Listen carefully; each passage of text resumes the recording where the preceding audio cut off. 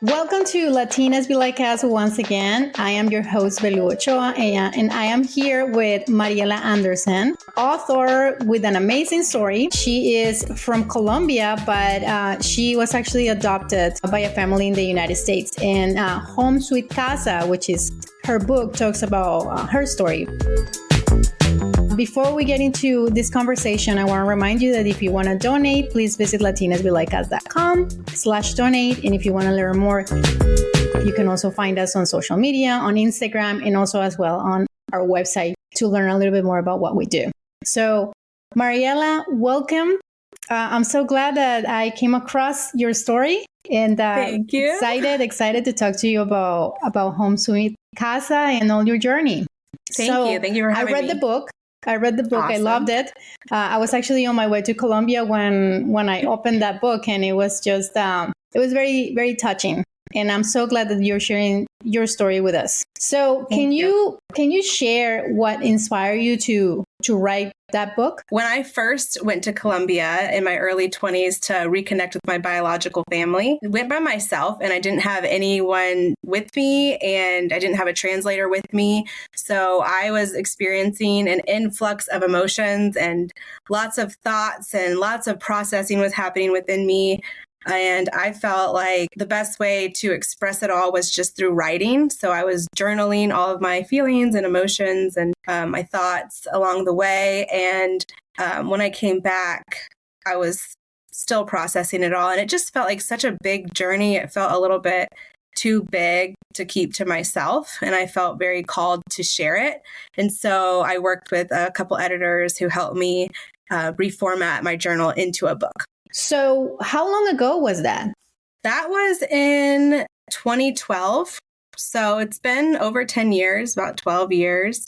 Yeah, so it's been a while. And a lot has happened since where the book leaves off. And I've grown a lot as a person along the way and learned a lot more about what it means to be Colombian and just the culture in general. And I love your page for that exact reason. You are constantly sharing stuff that I knew nothing about. And I'm like, oh my gosh, like as a Colombian, I need to know these things. So I so appreciate your content. And I'm sure all Colombian adoptees appreciate it, anyone who's already found you. So thank you for what you're doing. That was a magical thing that I learned, when I started doing this in English. I actually never talked about this on the podcast, but I do content creation and I talk about the Colombianidad, what it is to be Colombian, but it's from the English speaking lenses. And so something magical that I didn't realize when I was creating this kind of content is that a lot of people like you, Mariela, were going to be able to connect with this sort of information because they just didn't experience that firsthand. So that was just beautiful to me. And I got to talk to you and a couple of other people that reach out to me that were also adoptees. And they're like, thank you so much for doing this. And so it's been just, lovely to see those messages. And I thank you for reaching out to me and for sharing your book. When did you decide to journey back to Colombia? I know that it was you were around 22 years old and, the story talks a little bit about that, but. Yeah. So originally, for one, growing up my entire childhood, I always fantasized about meeting my biological mother. And I never necessarily envisioned me going to Colombia, although that's not like, it was not like that was a stretch. It's just that I would have visions. I remember being a child and having visions of like being at the grocery store here and just running into my birth mom and just knowing magically that she was my birth mom and she would know it was me. And I remember asking Hispanic looking women if they were Colombian a lot of the time. And then if they ever said yes, which many times they would, surprisingly, I would follow that up with, oh, did you happen to give up a child, in 1990? And I mean, in hindsight, that's ridiculous. But as a young child, that's a perfect example of just how much it was on my heart even then. And so as I grew older, as a teenager, I wasn't so focused on that, like on the adoption. I almost kind of forgot I was adopted. I was just focused on like social aspects of life. And once I hit around 19 years old, I remembered that my parents had told me, like throughout my childhood, that once I was 18, I was able to reach out to the orphanage that I was in Colombia and request documents, including a photo of my biological mother. And I honestly kind of forgot about it when I was 18. But then when I was 19, I just one day remembered and thought, oh, actually, I would really like to see what she looks like. So I contacted them and they still had my records and they sent them to me. And I saw her picture for the first time. And I originally just wanted the picture. But once I saw her, I just knew like something inside of me like wanted more. And I wanted to reach out to her. And there was a sadness in her eyes in the picture. And I almost felt like I needed to tell her I was okay and that she made a good decision. It's kind of silly that I even tried this, but I was going into like Colombian chat rooms, which people in there are not in there to help people conduct adoptee searches. But I was like, trying to translate the little Spanish that I had, like if anyone can help me. And a lot of people actually were intrigued and wanting to help, but they just didn't have access to the databases required in order to find her. And then a little while later, I found a Facebook group called Adopted from Colombia, and I met a couple people on there who had already found their biological families, and they were in contact with some search agents who were Colombian who helped adoptees find their families. And I got connected with one of them, and the particular search agent helped me find my biological mom through her ID number, which I had on the documents that I was given from the orphanage. So how did that experience in Colombia challenge or both affirm your sense of identity of both as a Colombian, but also as somebody that is, like estadounidense, American. like we said, right? Growing up, I always was a proud Colombian. My parents made sure to instill that sense of pride within us that Colombians are beautiful, happy, wonderful people. So I always said I'm Colombian, even though I would forget that I was in my day-to-day life because I was surrounded by white Americans in the city that I grew up in. And sometimes would forget that people perceive me. I still forget a lot of the times that people perceive me as Colombian. But anyways, so when I went to Colombia, okay, going back, one other thing I want to add is that even though I was a proud Colombian, I don't think I ever really knew exactly what being Colombian meant because I had no Colombian friends around me. I didn't speak Spanish. I'd never been to Colombia. I just knew I was Colombian and I was proud to be Colombian. And that's just been instilled in me since I was a kid. But when I actually went to Colombia, that was my first time really seeing and understanding, oh, like this is Colombia and this is what it means to be Colombian. And actually be able to compare and contrast the cultures and the ways that they have impacted me and how I am. And as much as I was like this proud Colombian, once I got there, I was like, oh yeah, I'm American. But then also I was so inspired to see the joy that Colombians have with a lot of times how little they have. And yeah, it's just been so cool. And I really do feel like both cultures make up who I am. Let's talk about the feeling of belonging. Okay. And, like everyone, even, like someone that was born there as a Colombian, I have those feelings. I had those feelings at some point. So how did you navigate that? And then, you sort of melted those two cultures and then made your own, identity. How was that process? And what would you say to somebody that might be going through that same experience? Yeah, that's a great question. And what I've learned over the years, especially after having talked to so many adoptees who also struggle with feelings of belonging and identity. And for so long, I think I would have contributed my own inner struggles with those things to being adopted. But what I've learned is that actually, as a human being, we all struggle with a sense of belonging and trying to find ourselves. So I think maybe adoptees might just have that added layer of complexity to it. But at the end of the day, I think we're all out here just trying to feel like we fit in somewhere. And after coming back from Colombia, I very much felt like I was in two worlds in a way. Like I didn't fit in here. I didn't fit in there. I don't fit in anywhere. And what I've had to kind of cultivate within myself is like a feeling of belonging within myself.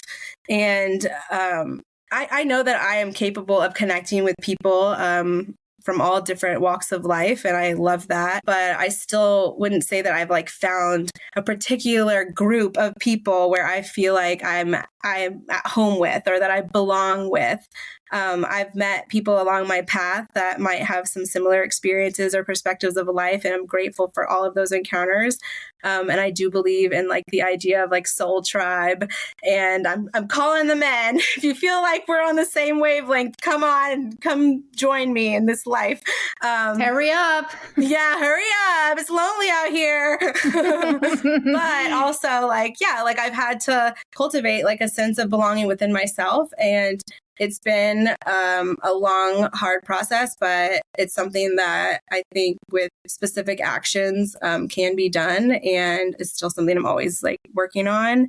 And I think it's important, especially as adoptees, to work on that, because if you are ever planning on searching for your family as an adoptee, I think it's so important to feel grounded within yourself first, because there's really no saying what the outcome could be. I mean, you might reach out and try to find your family only to find out that they're not even alive anymore, or that they actually don't want to have contact with you, or they might even deny ever even giving up a child for adoption.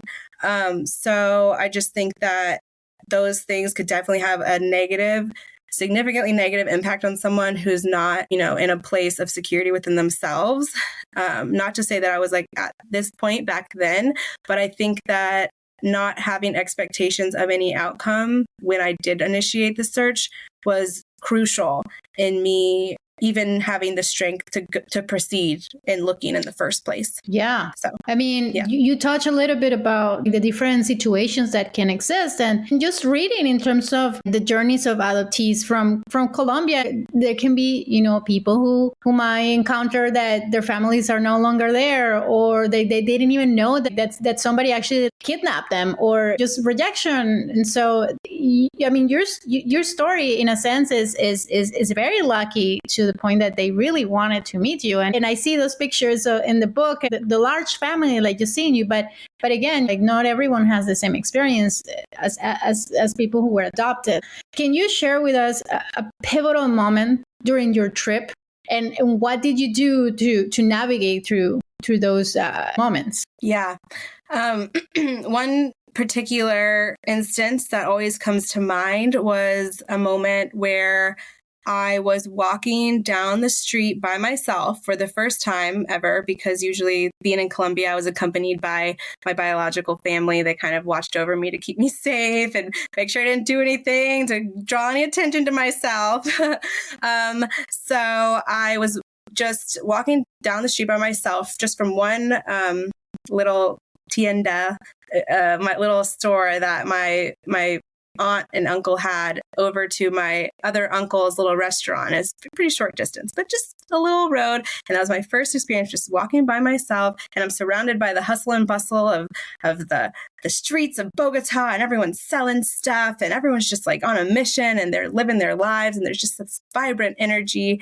And I just had this moment, almost like an out of body moment, where I could see myself on the streets and thought about how everything I've experienced in my life, being raised in Alpharetta, Georgia, all of my personal experiences, they kind of didn't seem important in that moment. It was like none of these people even probably know what Alpharetta, Georgia is, or they've never seen through the lens of my American perception, like they've never lived this life. And it just was like a kind of a trippy experience, to be honest, because I think in that moment, what I realized is that we are all just, born in just various circumstances, and we're all on our own paths, and we all have these different experiences in our lives, and they impact us in these different ways. And it's like just this big story that is attached to each one of us as individuals. And my story in that moment, I realized, was that I was adopted from Colombia and raised in Alpharetta, Georgia. And now here I am again,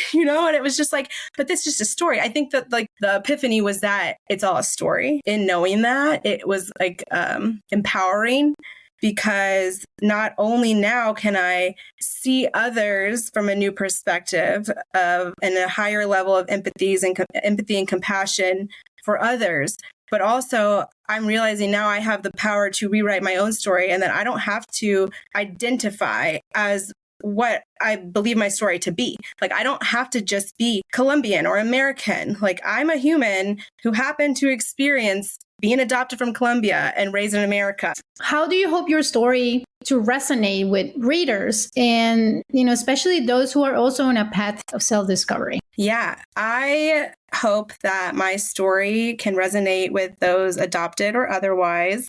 I am thankful that I have received messages from both adoptees and non-adoptees telling me that reading my story has helped them change perspectives about things or just see things in a different way. And adoptees in particular, I will say, especially Colombian adoptees, have reached out saying that they felt like they can kind of live vicariously through me, especially those that may have tried to find their own families and couldn't, or maybe they were no longer alive, or maybe they were even afraid to even initiate that search. So they almost felt like they were along the journey with me and got to experience what that might look like. I would hope that my book could serve as somewhat of a roadmap or guidance for anyone who might need it that's on their own search. But again, I don't want to limit it to only being beneficial to people who are adopted or impacted by adoption. I truly believe there's something in the book for everyone, and that it can touch us all as like a human,